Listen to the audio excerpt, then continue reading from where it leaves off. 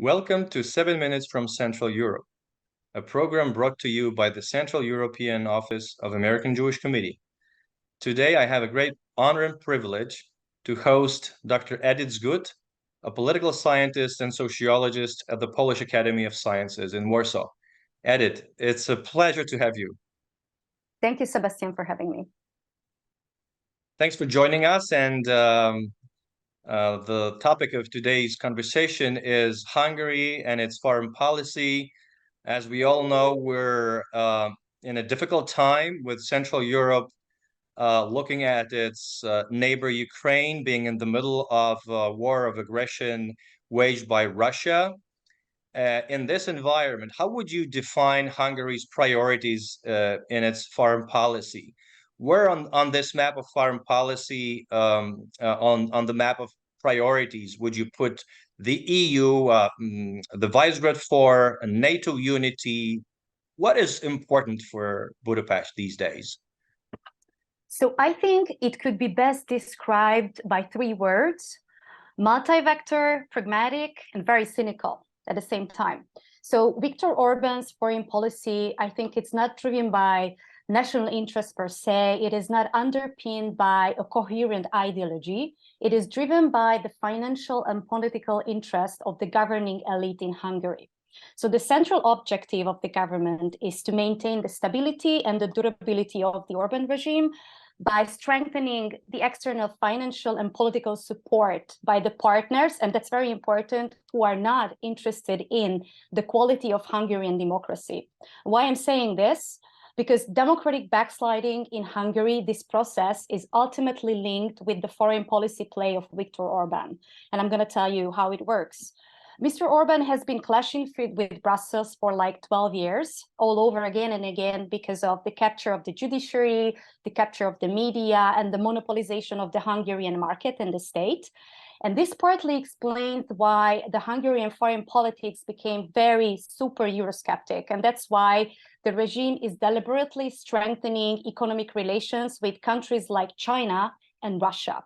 So Hungary is the biggest beneficiary right now of the Chinese foreign direct investment in Europe, which helps tremendously Viktor Orban to cement his power. And that also explains why the Hungarian government is one of the keenest obstructionists when it comes to veto of EU positions that are not favorable for China. And these strategic partnerships helped Viktor Orban a lot to build a leverage on his Western partnership, like countries, because he's claiming that the EU doesn't have money. If we are not going to get the money from Brussels, we're going to turn to external partners like China, for instance, or other Asian dictatorships.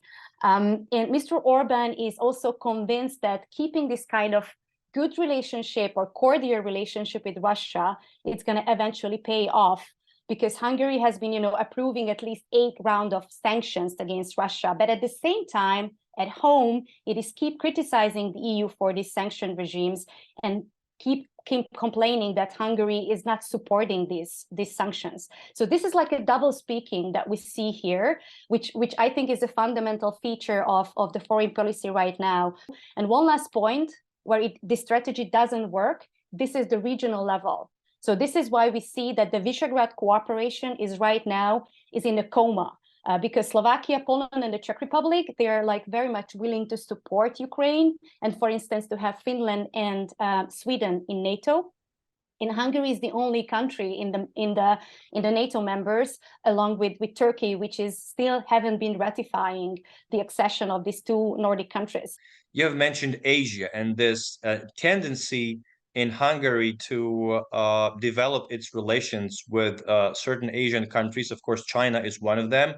Russia, a big chunk of Russia is Asia, and you could talk a lot about Russian politics being more embedded in the kind of Asian mindset in a way. There's one more country that has I'm not sure we could say has entered into play quite recently, but we've been hearing quite recently that this country is becoming more and more important for Hungary.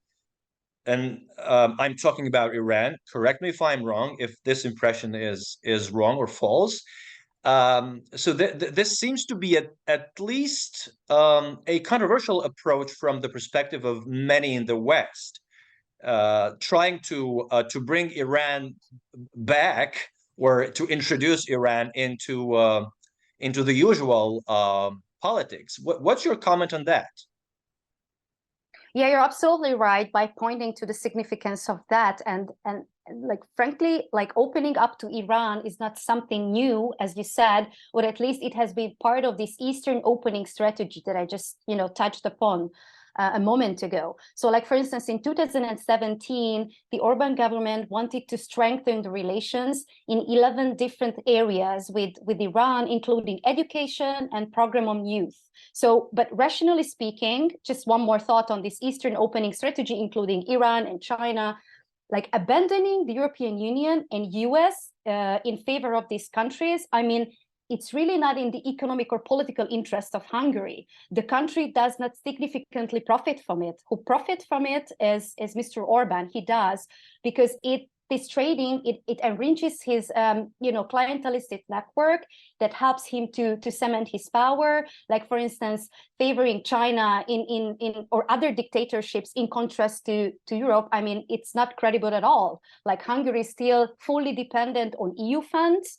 It's like 80% of Hungary's trade is still undertaken within the European Union and with the United States, which means that this Eastern opening strategy, as I just said, is completely failed in delivering in numbers. Okay, you've been quite harsh on the Hungarian government. And you also mentioned the importance of bilateral relations. How do you see the future of the Polish-Hungarian relations now that we've seen over the last couple of months this close alliance and friendship being very fragile? You're right. I agree that this illiberal alliance, or however we label it, the Russia's invasion of Ukraine has like cracked this alliance tremendously. So, and this is because the war is like a matter of security and a matter of self-identification for Poland, and it is based on this kind of so-called anti-Muralen narrative that Poland is protecting Christianity both from the east, from Russia, and both from the west, from Germany, and Russia represents an existential threat. And this is really not the case in the case of the Orban regime, because it still does not consider Russia as a direct security threat, I mean, most of the time. So to the contrary, they seek to maintain good relations with the Kremlin, also, as I said, slowing down and harshly criticizing the sanctions against Russia. And what's more, the Hungarian government has been pursuing a quite anti-Ukrainian rhetoric. I mean, I'm sure you all remember when Mr. Orban won the elections in April, he's been explicitly talking about defeating President Zelensky, among others, like the opposition. And I think this was like made him radioactive and toxic in Poland. So this is why the alliance is cracking, because, I think this has been the red line, for the PIS government, especially because we're going to have upcoming elections in Poland next year. I think what's the key difference here is that Poland is firmly integrated and committed to Western alliances, despite that it's pursuing these Eurosceptic narratives with a very strong anti-German angle, in contrast to Hungary, which is very openly weakening the Western alliance right now during a war, which is like a crucial moment with regards to Ukraine especially.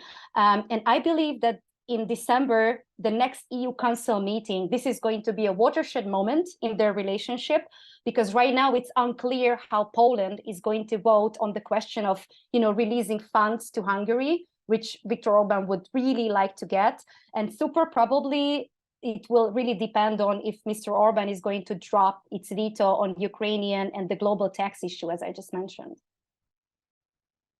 Thank you very much, Edith, for sharing your perspective and actually sending a message that may be quite hard or even painful to some of our listeners, but that's what we are here for, to talk openly even about painful issues. So thank you again. Thank you to our listeners, and I hope you will join us in 2 weeks.